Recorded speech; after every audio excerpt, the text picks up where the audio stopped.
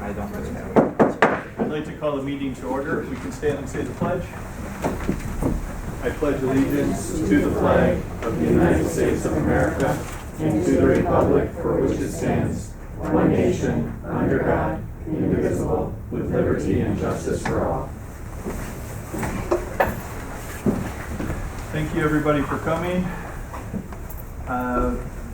We do have one person signed in wishing to speak, Ben Canode.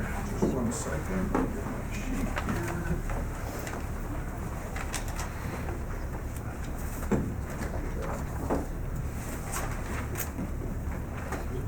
The public comment section is the time set aside for the community to speak directly to the Board of Education.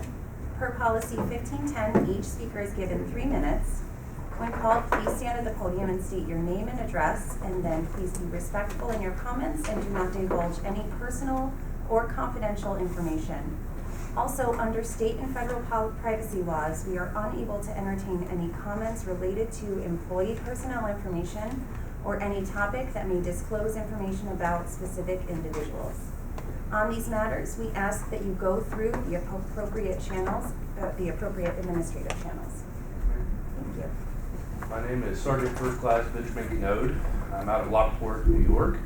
My station is in Amherst, over there on Corporate Parkway. I'm here with Peter Brooks. He's Staff Sergeant Type of the U.S. Army. He's the representative for this school. I am here to let y'all know that we're not here to only focus on recruiting efforts. We're not just here to get the juniors and seniors and put them in boots and send them overseas and all that jazz, right? We're here to assist each individual of your faculty and staff that need help with the students getting through the class, right? From everything from studying for SATs, LSATs, MCATs, ACTs, any type of college prep, even those that are kind of falling behind in the academics. We have free tutoring through a program called March to Success. And you can access it through march2success.com. This is free tutoring that they can go in. You can even go in as faculty and counselors and be a proctor and watch their progress go through their studies. So in their free time or whenever they can get online and access that. I've been to numerous town halls and school board meetings understanding that there is a shortage in faculty. And I want you to understand, and I want to extend the olive branch to say, out of my 20 recruiters assigned to the 1,500 square miles of Western New York, 18 of us have a degree. And 18 of us are authorized to come in and help substitute teach in any field that you request. Anything from physical education upwards to history. The other great thing is if you're looking for new teachers that are transitioning from the military world and becoming that veteran, the Transition Assistance Program that the Army, the DoD offers has what's called Troops to Teachers. So if you're looking for a pool of your future employees and peers in the classrooms, that's a great resource. I wish that you can pursue Troops to Teachers.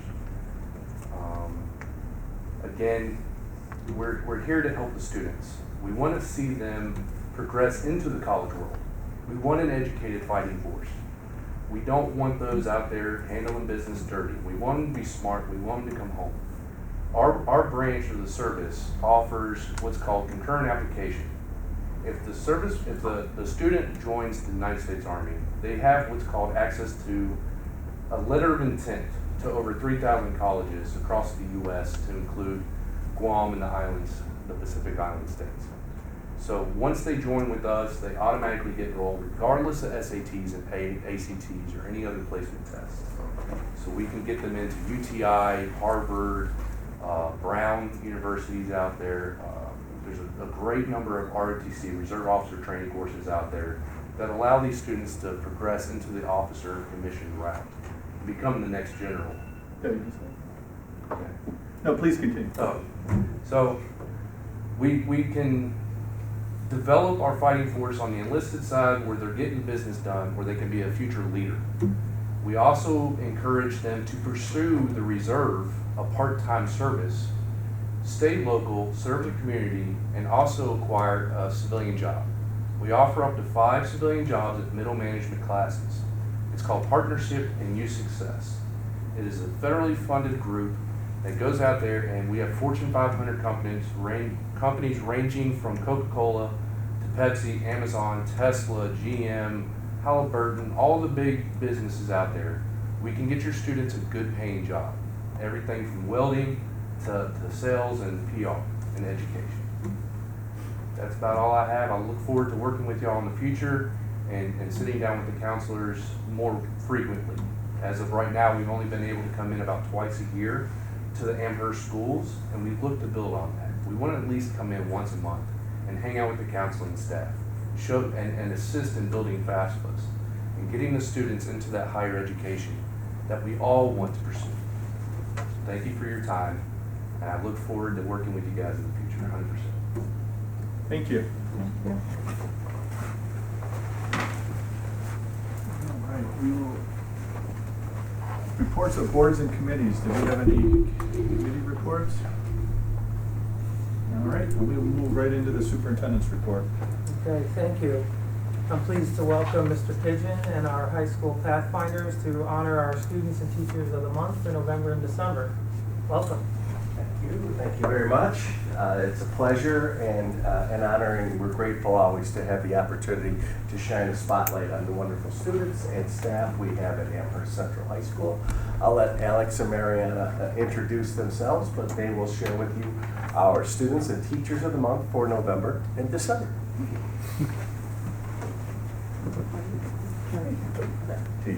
My name is Mariana Sanal, and I will be introducing Mr. Duville, Juliet Boulet, and Amani Smith for November.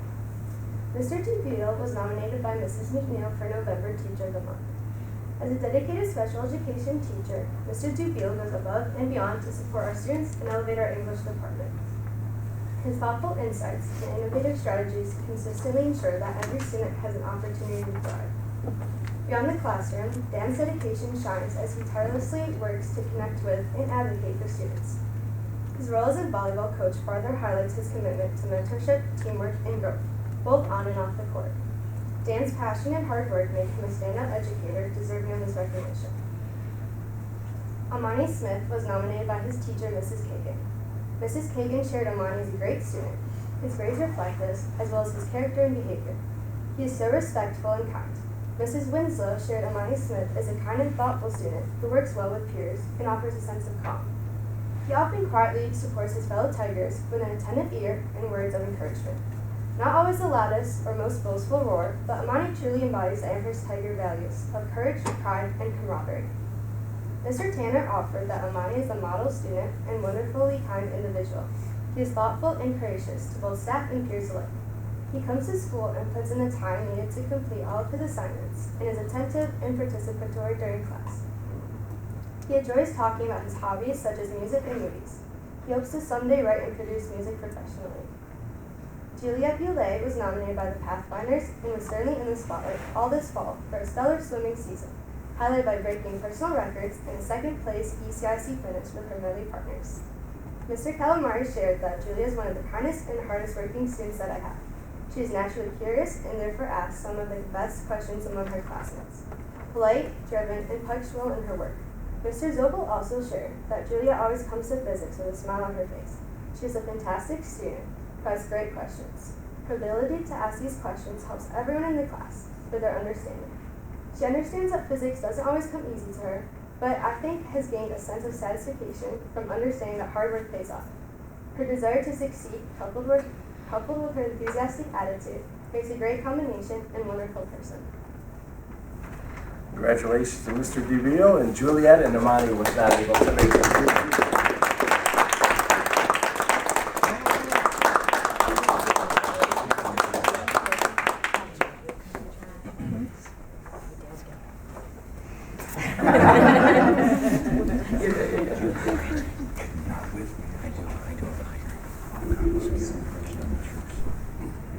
My name is Alexandra Nagley, and I will be introducing Coaching Carlo, Kadiga Zia, and Lokandala.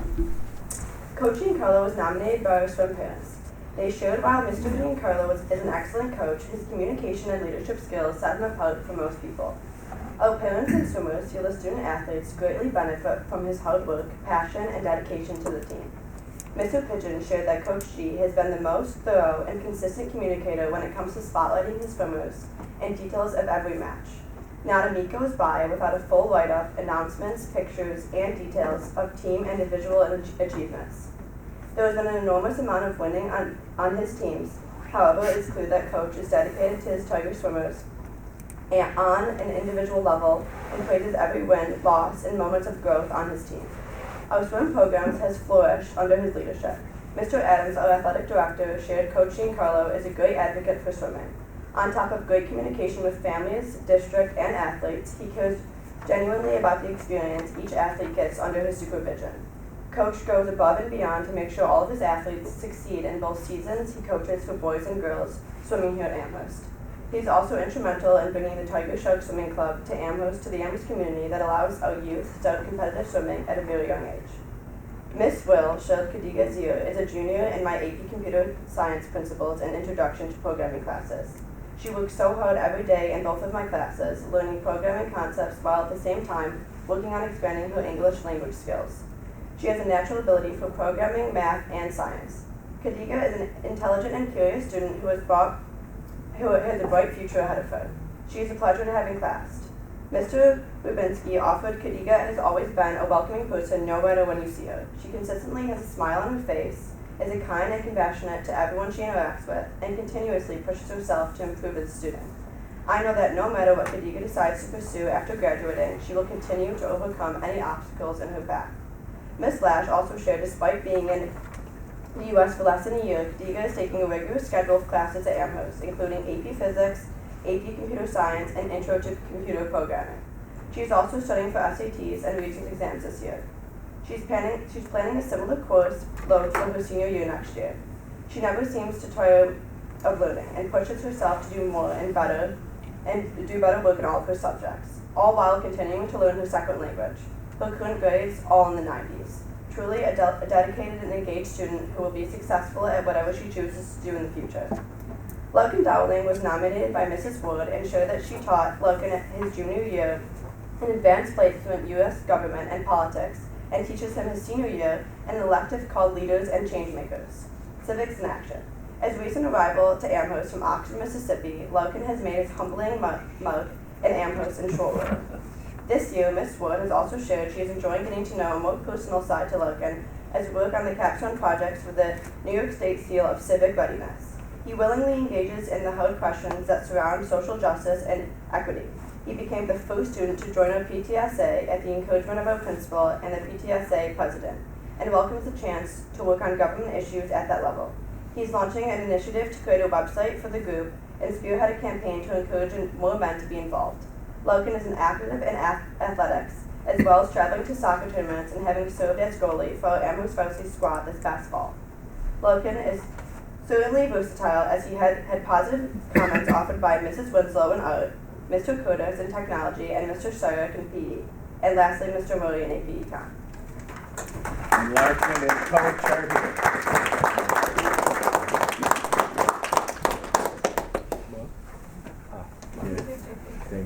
Congratulations. Thank you. Absolutely.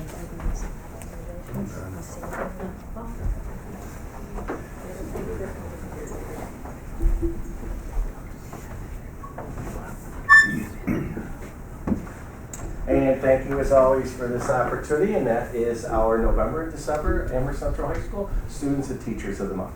Thank you. Thank you.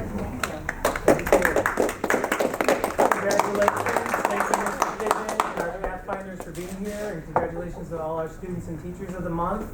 I would imagine that the move from Mississippi to Buffalo was probably rethought on nights like this with the weather, but I do appreciate parents showing up and supporting your children, and that's, I think, representative of why they're here, because of your support and the hard work you put in at home to make sure that they're successful and supported. So congratulations, everybody, and just know we won't be offended if you choose to leave at this point and not stay for the entire meeting. So you're free to do that while we transition to our next presentation. Mr. Crozier and Mrs. Marvani, you want to come up and do that up while we're in transition? I would appreciate that. Yeah. So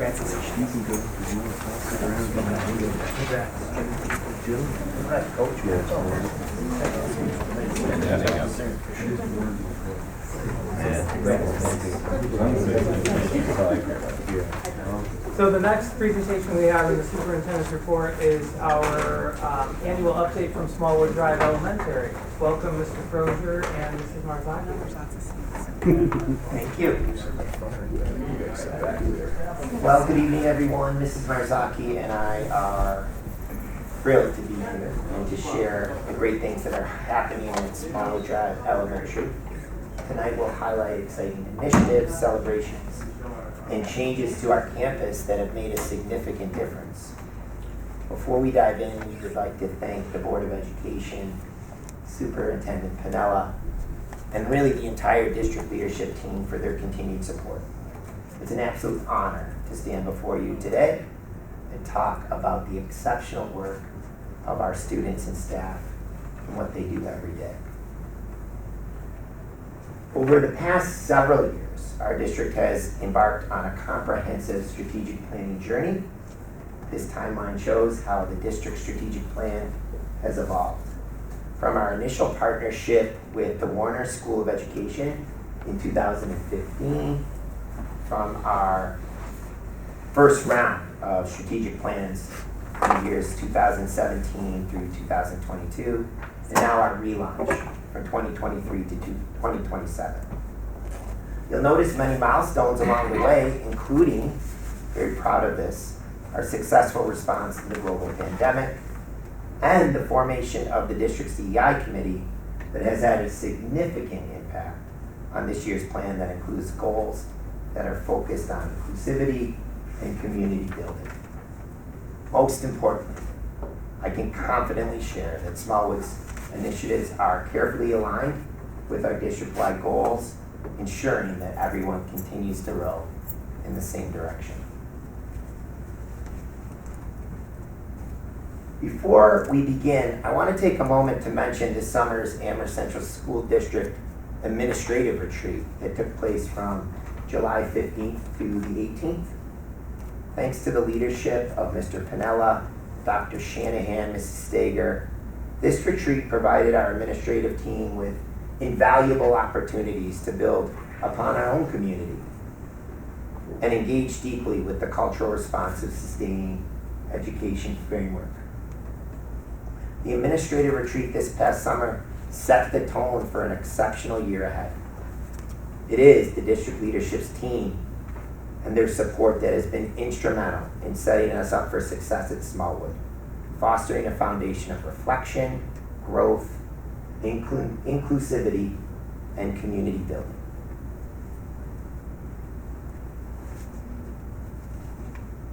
At Smallwood, our work continues to be guided by the three main priorities that connect our district motto of tradition, pride, and achievement: student life, teaching and learning, and Amherst pride. These priorities shape our daily work at Smallwood and provide the framework for tonight's presentation. Don't forget about me, Mr. Crozier and Mrs. Marzocchi. I'm the face of Smallwood. I'm an award-winning puppet. I should be a part of this presentation. Wow, thank you for that interruption, Rory. To give you a clear roadmap, Mrs. Marzocchi and I, in addition to the before-mentioned priorities, will also provide a facilities and capital construction update about recent campus improvements that enhance safety and enrich student experiences at Smallwood. And if you're lucky, and only if you're lucky, you might even get another opportunity to hear from Rory, our award-winning puppet.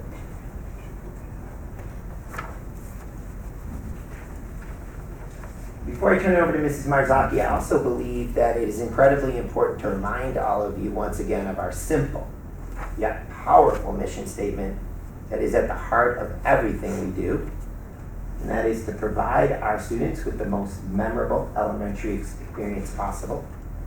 This vision guides our decisions, whether we're planning lessons, hosting community events, or even when we're supporting families. Tonight, we'll show you how this mission comes to life every day at Smallwood. The first priority from the strategic plan that I'll be talking about tonight is teaching and learning. This priority is truly about ensuring every student feels challenged, supported, and excited to learn. We rely on data-driven instruction, ongoing professional development, and a focus on restorative practices to build a strong academic foundation.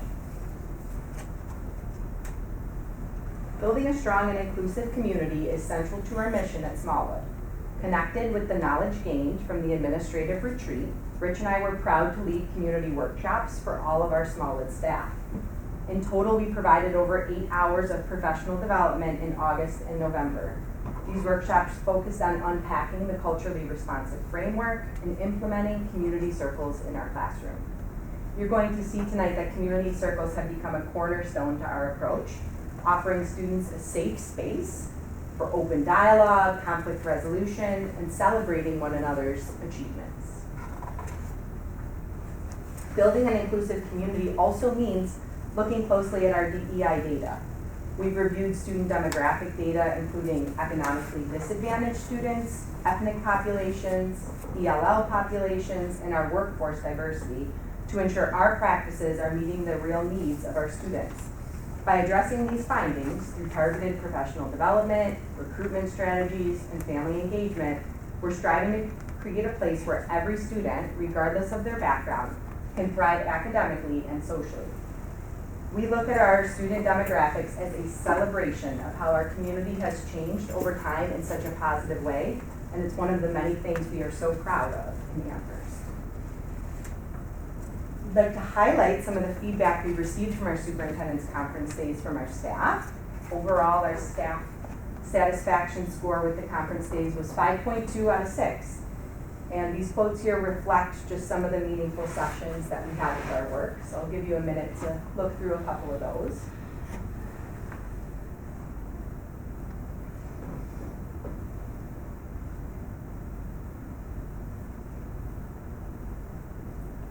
I think the common theme that you'll notice up there is really teachers felt a renewed sense of empathy for students with challenging behaviors. And they felt like from the professional development days, they gained new strategies that they could use right away in their classroom that were practical.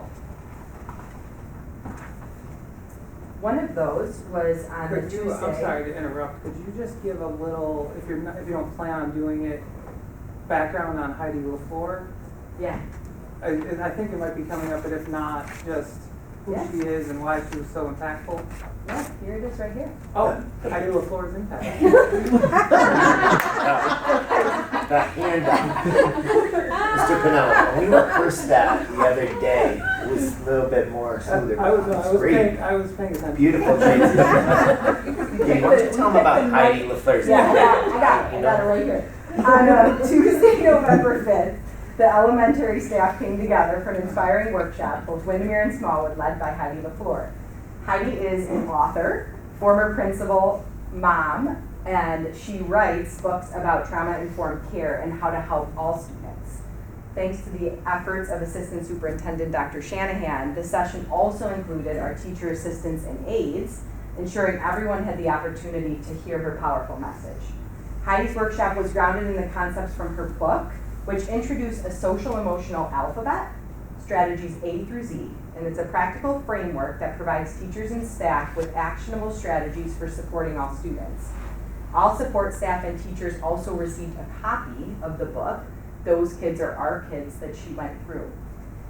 Then the work didn't stop there. The interest in Heidi's message continued, and the book was so strong that we were able to form a Thursday morning breakfast club group. There are participants right there with a bunch of teachers, and together we identified 3 key strategies from the book that we need to focus on as a staff, which are listed on the slide on the right under SDS Focus. And this professional development will take place for our teachers, TAs, and aides in the coming faculty and TA meetings.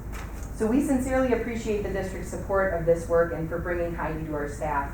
Her message was truly meaningful and continues to shape the way we build relationships and address challenges within our community. I specifically remember her being a very engaging speaker, but I also remember that she connected very well with a number of our staff members because of the basis of that book. But I don't want to misrepresent it, so could you just tell about the basis of the book? Yeah, the social emotional alphabet. So there's actually more than just the letters A through Z, but she brings several practical strategies, and that's what really our staff was looking for. As we've shared before in previous presentations, all emotions are welcomed at Smallwood. And believe me, when I say all emotions, we get them all. And so, especially in the last few years, there's been a call to be able to have those strategies ready to support. Remember, we're talking about 4-year-olds to 10-year-olds, to support little ones when they're struggling with some of their emotions. What strategy are you going to use instead of maybe the strong outburst or throwing that crayon on the floor? What's another strategy you could use? As you know, strategies we've imposed in the past: roller coaster breathing, tiger breaths, all great ones. But our staff has definitely been asking for even more, and we love that. Social emotional learning has been at the heart of our leadership for a long time now. So Katie went out to see Heidi in the spring of last year. Thanks again to the support of Dr. Shanahan. She went out with some other district colleagues and came back and said, Rich, we have to get her. Our staff will love her. And I sat for the first time with you, Mr. Pennell. I loved that you were there supporting as well, and was blown away, and our staff was. In fact, I don't want to brag too much, but we're talking about the month of December. A lot going on. I said, Katie, we got to kind of take a little bit of a pause here. The staff needs a little bit of a breather. We got a lot going on in the month of December. Calendars were full. So sure enough, what did we come up with? This idea to do a breakfast club. You saw the list. I'll go back. I mean, this is pretty impressive. And remember, when we're talking about breakfast club, and I'm not bragging, but it's Smallwood. That's 6:45 to 7:30. Okay, so we were there, passing the Danish and really talking about what strategies do we want to dig a little bit deeper in to keep the momentum going. This is a national award-winning author, and Yeah, and I think she's from Chicago, Correct. if I recall. And what drew me to the presentation was I happened to go to Windermere, where she presented first in the day, and there was such a buzz amongst the Windermere faculty and staff about what they had just witnessed, and somebody gave me a copy of the book, and I opened the book, and on the cover of the book she talks about a personal experience that she encountered with her children in Chicago public schools that I can't recall, so I don't want to misrepresent it. But Lynn, you might recall that I think her child was a victim of... She was an administrator in the Chicago public schools, and her child went to a different school. And when he was a kindergartner, he actually endured some sexual abuse within that school. Why that's important is she could speak to us around kids who experience trauma and about families who experience this, and kind of the trajectory it goes on, and then changing your perspective when you're looking at student behaviors and digging deeper around why that behavior might be. So not only was she a teacher, an administrator, a mother, with a family, she could hit all those perspectives in there. So obviously not a pleasant, experience, and something that was difficult, but I just think her perspective and her lived experience allowed her to maybe, sometimes when you see a behavior in the classroom, you look at the behavior, but you may not fully understand why that behavior exists. So she kind of explains why that may exist. Things that her son did that presented one way, but actually meant something very different. And I think the year before, our teachers were asking us, we have this many strategies, but we want more coming out of, kids in COVID and not having as much interaction. There was a lot going on. So yeah, that's when I sent the team down to go see her. Do you think she's a fit for us? And yeah, her story was, it was compelling, but She also talks about how we can be better at what we do in order to support kids and families. So I think that was a critical message.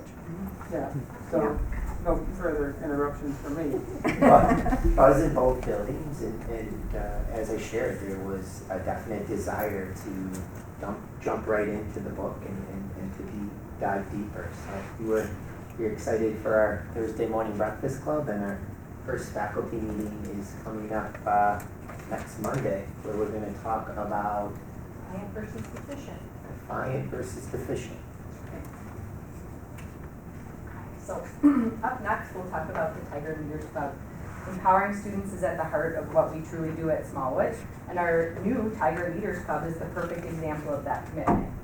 This initiative emerged out of last year's school-wide theme, which was our community, our plan, after asking staff had asked for our more student leaders to step up in the building. So building on that idea, as well as inspiration from our National School of Character Conference, our Tiger Leaders Club was formed. And these are 4th and 5th grade Tiger leaders that meet once a week after school on Thursdays with our advisors, Michelle Brinkworth, Julie Furlong, and Jeff Wheeler. And as part of the club, they also take on an active role in fostering community by leading special community circles designed to incorporate connections for all 700 Smallwood students. So these special circles meet approximately once every 2 months, and a unique characteristic about these circles is they consist of the same students for their tenure at Smallwood. So a kindergarten student will stay in this special community circle until they are a 5th grade student. So the kids really get to know each other and form this little family. In the first circle we had this year, students reflected in pocket-sized mirrors of who they want to see and created handshakes for their K through 5 circle. We just completed our second round, which focused on the theme of goal setting. And again, the students are the ones running these circles. So let's watch a video that combines our first and second community circle days.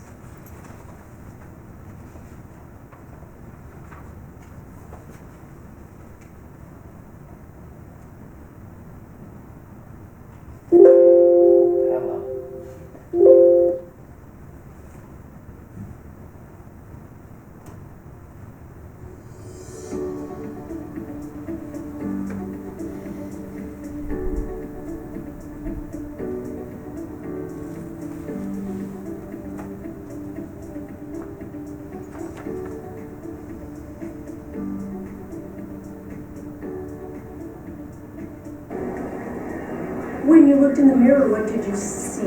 I saw somebody that was really beautiful. The best part of meeting new people in my community circle is building up another community with other people and seeing how their lives are and seeing what they're like, and yeah.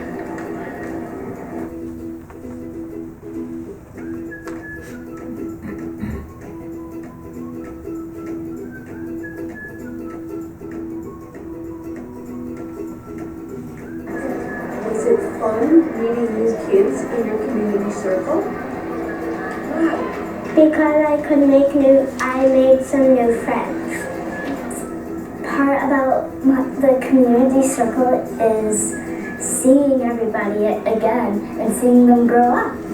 And seeing our Tiger leader, it was just really special. It felt like a family. How important was it to meet kids that you never met before? I felt happy. I just really am joyful.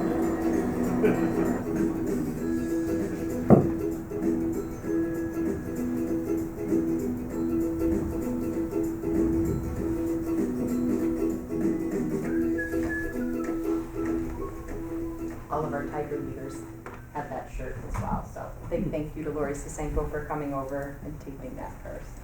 I thought that voice sounded familiar.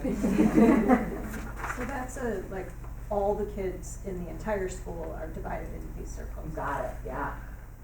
Yeah, 700 into 45 circles. We meet in the gymnasium, and yes, it is quite the logistical setup as well. But yeah, we've done it 3 times now, and yeah, it's been great. We love it, and the kids love it too. Okay, our next action step under teaching and learning is our continuation of our school's work with restorative practices. As you can see, community circles are the foundation, or this road that we are on this journey on of restorative practices. And at the heart of it is this sense of community. So our journey with restorative practices includes that focus on building community while also learning about how to repair and restore harm. Here's a roadmap of what we're rolling out this year with restorative practices. And this has been put together by our SDS Behavior Committee. We began last year with our school-wide book study, Better Than Character 6, and professional development sessions, and we're also gradually revising documents like our office referrals to align with our restorative practice approach. And as part of this action step, we'll continue to disaggregate data, refine our Tier 1 and Tier 2 strategies, and resurvey our staff to see how how it has impacted them. Our ultimate goal is reducing the need for traditional discipline measures and focus more on repairing and learning from their choices. Our multi-tiered systems of support is also at the center of the work we do with students for both academic and social needs. We've continued to work closely with Dr. Shanahan and Mrs. Stager to ensure that our practices are in alignment with the district's vision, one that's equitable and systematic to supporting student needs. We use curriculum-based measures 3 times per year, and the social emotional screener for grades 2 through 5, so we can pinpoint where students need extra support academically and socially.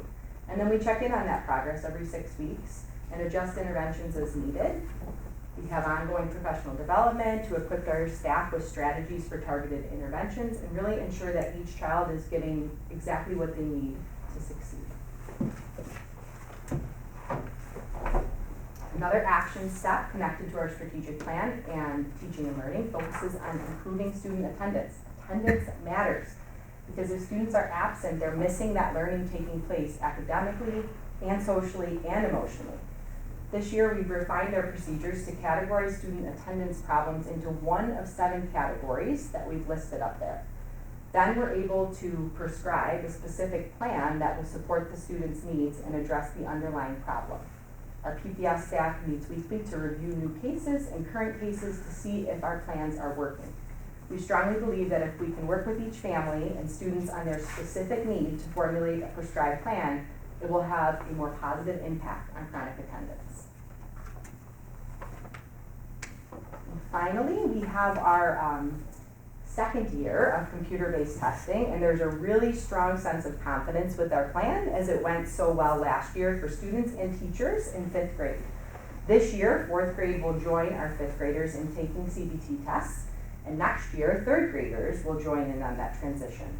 You may be surprised up there to see grade 2. However, we are already preparing our current 2nd graders, learning how to correctly type so that when they enter 3rd grade, they have experiences for the tests that they'll have as 3rd graders. These practices have been woven into teachers' instruction to ensure that every student, even those with accommodations and modifications, feel confident with this digital platform. 4th and 5th grade students are also going to take simulations in just a few short weeks, and those give our students, our teachers, our administrators, and our tech department an opportunity to practice these real-life scenarios prior to the real testing that will occur in April and May. We want to thank Dr. Shanahan's office, especially Mrs. Stager and Mr. Valella, with their leadership in such a smooth transition to our CBT approach. Great job, Mrs. Marzocchi.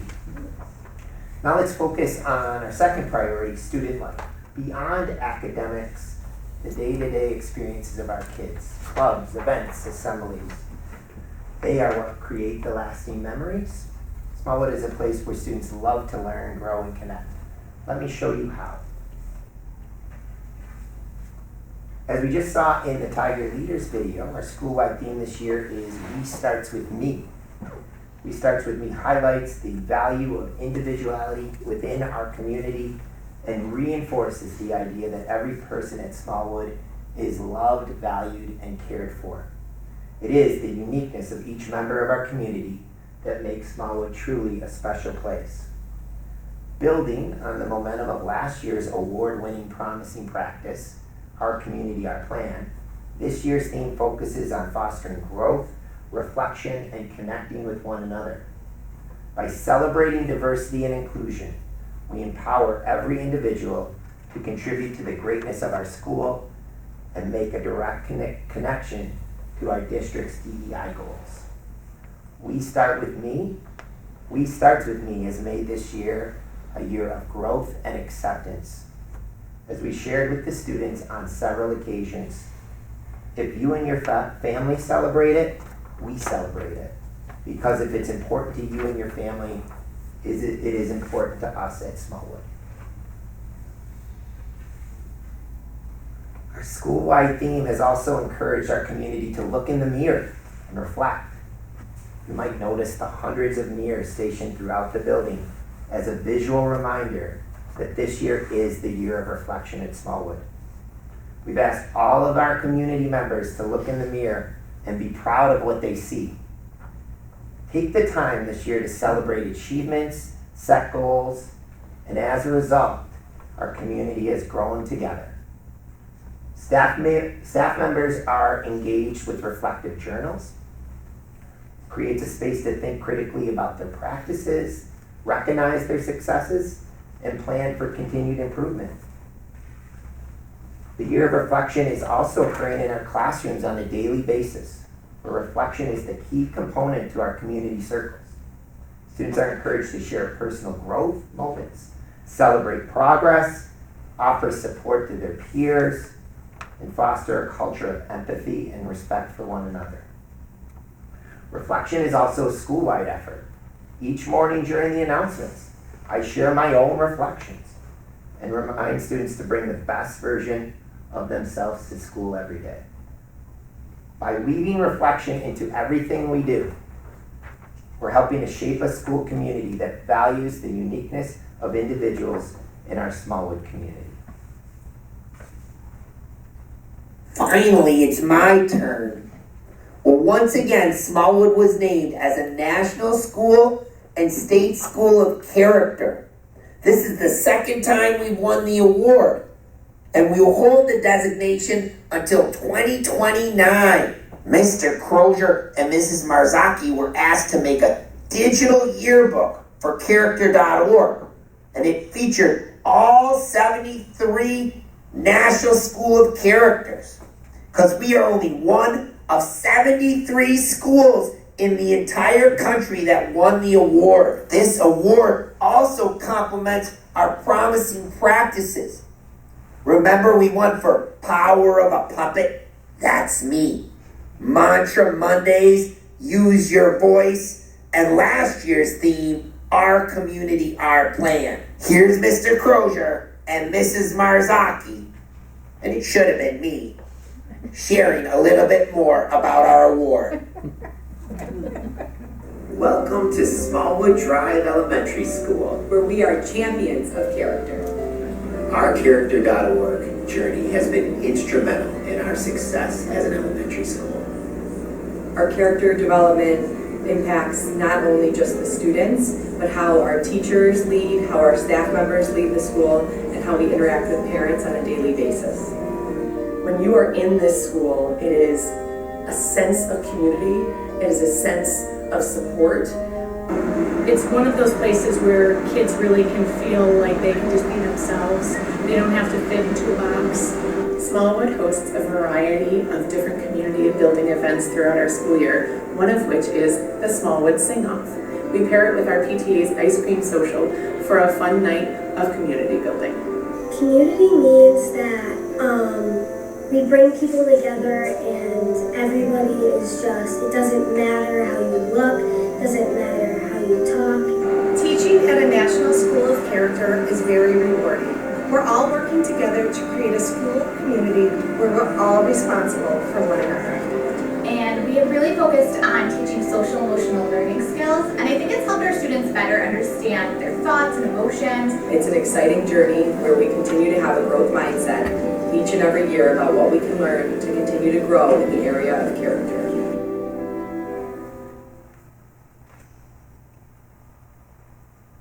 Our third priority, Amherst Pride, brings it all together. Beyond academic achievement, we celebrate the history, value, and community spirit that defines the Amherst Central School District. We're excited to invite families to our Screen Sanity Parent Night on Wednesday, October 23rd. Screen Sanity was a workshop designed to help parents navigate children's screen time and social media. Facilitated by our own Jennifer Noe and Marlena Howard, the workshop offered practical tips to raise healthy and happy kids in a digital world. The response was incredibly positive from our parents as they learned ways to set boundaries and keep our children safe online. At Smallwood, awareness campaigns are a big part of our commitment to fostering empathy and service within our community. In October, Smallwood turned pink in support of breast cancer awareness. Through the sale of exclusive $5 pins and heartfelt decorations throughout our halls, students, staff, and families rallied together to raise over $1,500 for the Making Strides Against Breast Cancer Walk. Several staff members were present on a beautiful Saturday morning in October with a strong representation from SDS. Team Amherst has been recognized on multiple occasions as one of the top fundraising teams in the area. To further honor this cause, we are pleased to share a special pin with each of our board members as a token of Smallwood's dedication to this important effort.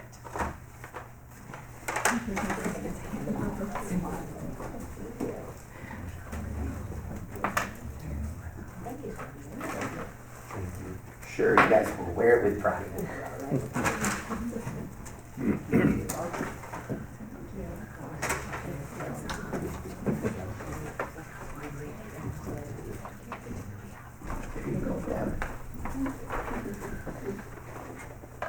Okay, finally, we are excited to provide a quick update on the renovations that have taken place at Smallwood. These projects reflect the district's commitment to creating a safe and modern campus that enhances both day-to-day operations and the long-term value of our school. We're especially appreciative of the collaborative nature of these projects. We'd like to extend our heartfelt thanks to the Board of Education, Mr. Pinella, Mrs. Bazinski, the Director of Facilities, Mr. Rampato, for their guidance and support in bringing these improvements to life. One of the highlights is our upgraded recreation court, where we've introduced pickleball, the Gaga pit, and a new play space that includes Foursquare, among others. Before winter hit, teachers, staff, and students were already making the most of this new area. In only a short period of time, the pickleball courts have become a very popular spot, not only for those who attend Smallwood, but the entire Snyder and Eggertsville community at large. Who knew pickleball was the rave of the future? This project also breathes new life into the back of our campus, spreading students out during recess and giving teachers options for a variety of activities when taking students outside. We're incredibly proud to show off our new bus loop, designed with safety and efficiency in mind. By creating a separate path for buses, we've reduced congestion in our parking lot and made arrival and dismissal run incredibly more smoothly. Students board and exit buses in a much improved space, and parents face fewer traffic jams, improving the experience for everyone, including, and very importantly, our Smallwood neighbors. This change has quickly become a welcome enhancement to our daily routines. In this day and age, where safety is constantly on our minds, the renovations to our campus surrounding arrival and dismissal has proven once again the district's dedication in keeping our community safe. Thank you.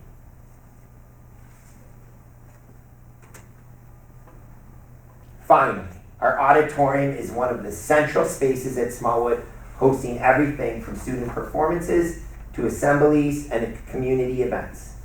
This year, we're excited to share some significant upgrades that have transformed this space into a more functional and welcoming environment.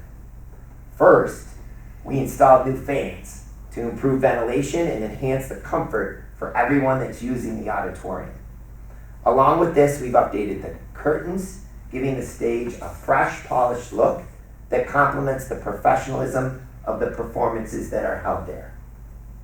Perhaps most notably is our new lighting system that's brought our auditorium to life, allowing us to create a dynamic and engaging environment for our various events.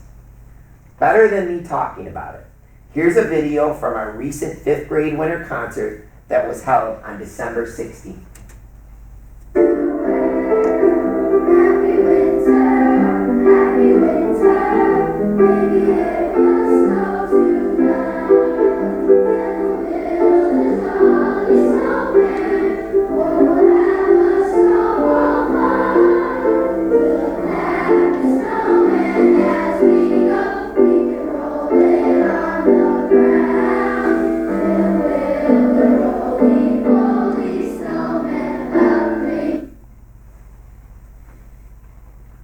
On behalf of the 700 students and 125 employees that walk through our doors every day, Katie and I just want to thank you again for the support in allowing us to make Smallwood the special place that it is. We would be happy to entertain any questions. Yeah, I have you. Mr. Crock. First, congratulations on the National Character. That's great. Thank you. And thank you for the pin. Wear it proudly. I know you're going to, sounds like you're going to have conversations about this, you said, as you go through the year for personal development with Heidi LaFleur. But I just want to clarify what compassion over curriculum and Zilch zero tolerance means. So when I walk out of here, if someone asks me about that, I would know what it refers to. We'll take, you want to take one each? I'll take compassion over curriculum. Is that cool? Mm-hmm. So Gordy, I'm sorry, Mr. Crock. Apologize. I should just mention Gordon and I worked together as teachers at the high school for 12 years. So was it that long? It was great. And I mentioned your name that way because I know how you conducted your class. And what Heidi was sharing was exactly how you went about things. You showed students that you cared and valued them. As we know, if a student breaks their arm, we're going to put accommodations in place to support them so that they can, maybe we would get someone a note taker or the talk to text accommodation that we're familiar with. But we also have some students that are hurting, whether that is mentally or socially, emotionally. And so what Heidi suggested, as Dr. Shanahan had shared a little bit about her personal story, is that if a child is not feeling healthy in those ways as well, they're going to have a really difficult time learning. So it does make sense to put that curriculum on hold for a second and to build that relationship and to really ensure that that child knows that you love and care about them. And once they know that, they're ready to learn. They're healthy and ready to go. Yeah. But take the time. Many of us kind of want to sometimes jump right into the math on day one. And Heidi would suggest that's a big mistake. Take the time to get to know your class, know what's important to them, show them that they're loved, cared about, and valued, and then they'll be able to learn. So that's compassion over curriculum. And then going off of that same idea, if the child is struggling, the idea of having a level of tolerance for what the situation is. Zilch zero tolerance would be that policy of really old school idea of suspension, right? Not getting to the root of the cause of what might be causing the problem that a student might be having, For example, she talks about in her presentation this idea of a student who was consistently had their hood up. She's like, it got in school suspension, wouldn't put their hood down. She's like, has anybody asked them, why is hoods up, right? So the practical strategy of, instead of having this zero tolerance policy of we don't allow hoods, get to the bottom of what the student is coming in with so we can figure out and have some tolerance for them before we just discipline in a way that might not always fit what the student needs. It's a growth mindset, Mr. Crock, and what I would share with you when I first started, we would, someone would maybe make a poor choice and put their hands on someone at lunch, and our response would be like, okay, you've got a lunch detention, come sit in the office. That child would come, bring their lunch, and sit there. And what we've recognized is that, we need to teach skills. So, you hurt someone that's important in our community when you put your hands on them. We need to repair that relationship. It's really been an amazing journey, and certainly have learned a lot, not only about teaching skills, but certainly our adults, they are hungry for it, they've asked for it. So we're definitely in a transition. And this, by the way, I know that Smallwood Row is at the lead-off hitter, which I appreciate, but just so you know, be prepared that the other buildings as well, we're all rowing in the same direction and exploring these same thought processes. I know there's other questions, but if Dr. Shanahan doesn't mind opening the door to let some air flow in here, I would appreciate that as we move into our next question. Thank you. You talked about the attendance measures you're taking to diagnose the issues and improve attendance numbers. Do you have data on that? Have you seen some improvement on that? Like, do you have numbers or even qualitative? Yeah, so coming out of the pandemic, we started to recognize that these were some things that we needed to address and be concerned. The specific data we don't have right at our fingertips tonight, but what again we've noticed, so we're just changing our practices a little bit. Past practice was you get to a certain threshold and we'd send a letter, and that letter wouldn't build bridges. They sometimes would break bridges. So we now have an approach where we get together every Tuesday. We do look at those same thresholds, but then we call families, and the conversation isn't a shaming conversation like, hey, how come you're not getting your little one to school? It's more like, what can we do to support? Whether that's building based, and as you know, I mean, our family support center is excellent, so we've made some referrals there, and we've seen some great improvements, not just with our attendance, but with some relationships with families that maybe in the past would have felt like we were shaming them. I think the one thing I would say that's a new part this year that I feel like we have a really good handle on exactly.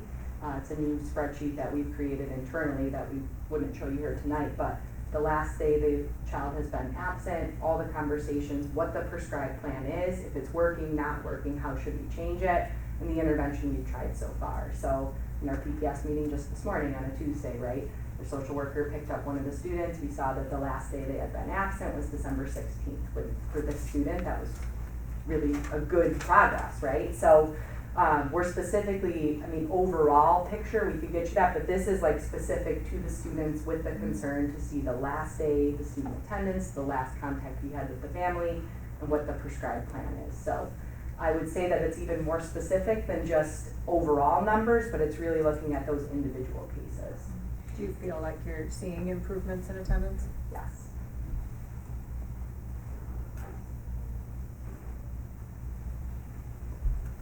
Any other questions? Well, thank you so much for shining a light on all the wonderful things happening at Smallwood Drive, and I appreciate you, highlighting some of the things that are going on under your leadership, but also recognizing the collaboration that goes on with our district leadership team as well. Thank you. Thank you. Thank you. That's the end of the superintendent's report. Okay. We will need a motion for new business items. I'll make a motion to approve item D, consent of new business, personnel, and financial items. We have a second? I'll second. Any discussion? All those in favor of approving item D, consent of new business, personnel, and financial items, please say aye. Aye. Aye. Opposed? Motion carries 7-0. Mr. Keiss, congratulations to you on achieving tenure. That's a nice accomplishment. Thank you.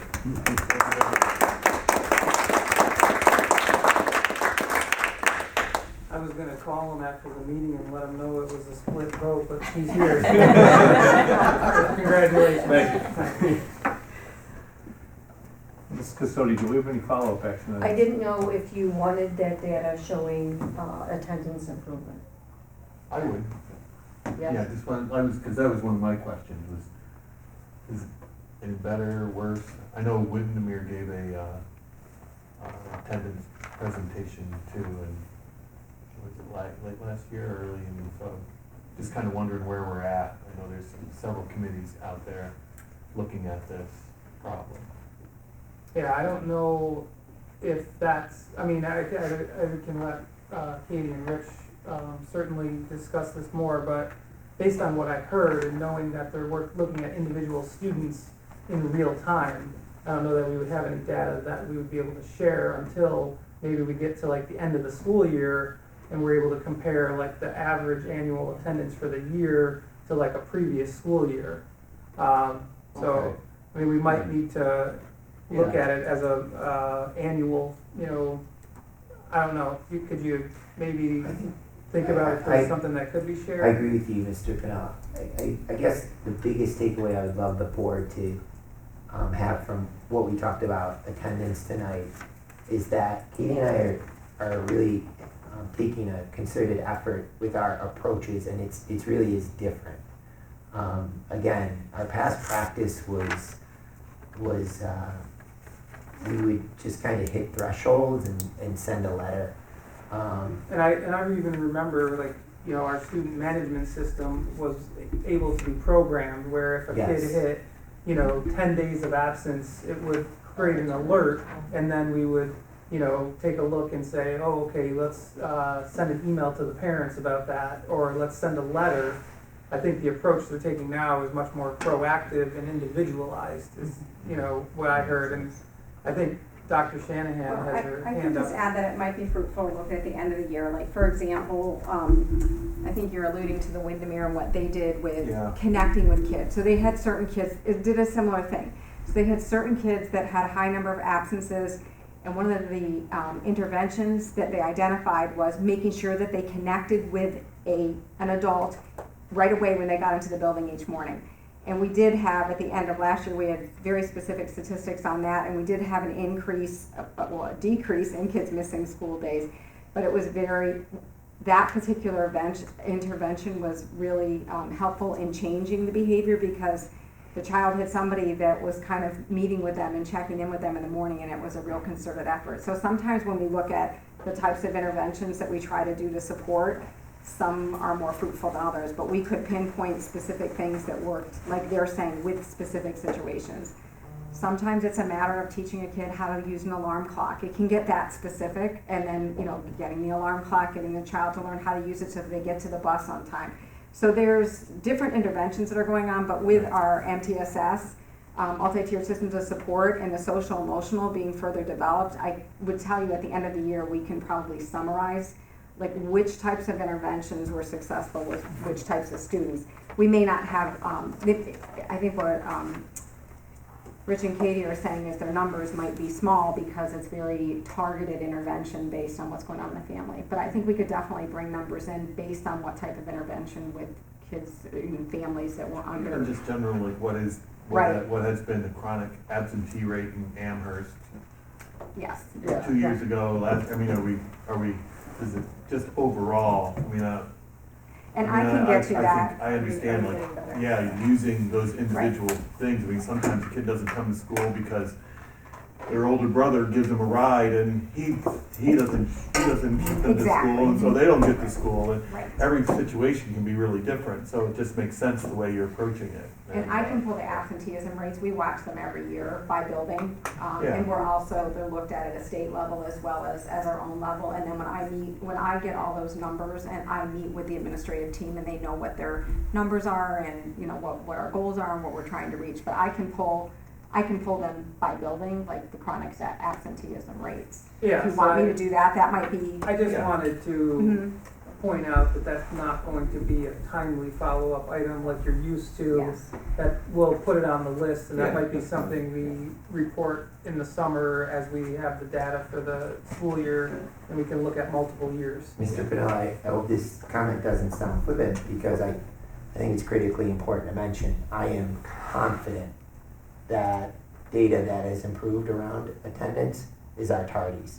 And again, lots of money was spent. That bus loop is so efficient that we are able now to get those children out of the cars and out of the buses and in school on time. And so I'm confident in sharing that our tardy numbers, because of the money that was put into building the new bus loop that is incredibly efficient, thank you, are much, much improved.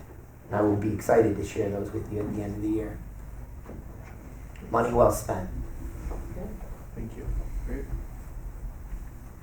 With that, we'll need a motion to convene to executive session. I'll make a motion to convene to executive session to discuss student matter. We have a second? I'll second. All in favor of convening to executive session, please say aye. Aye. Aye. Opposed? Motion carries 7-0. Thank you, everybody, for coming.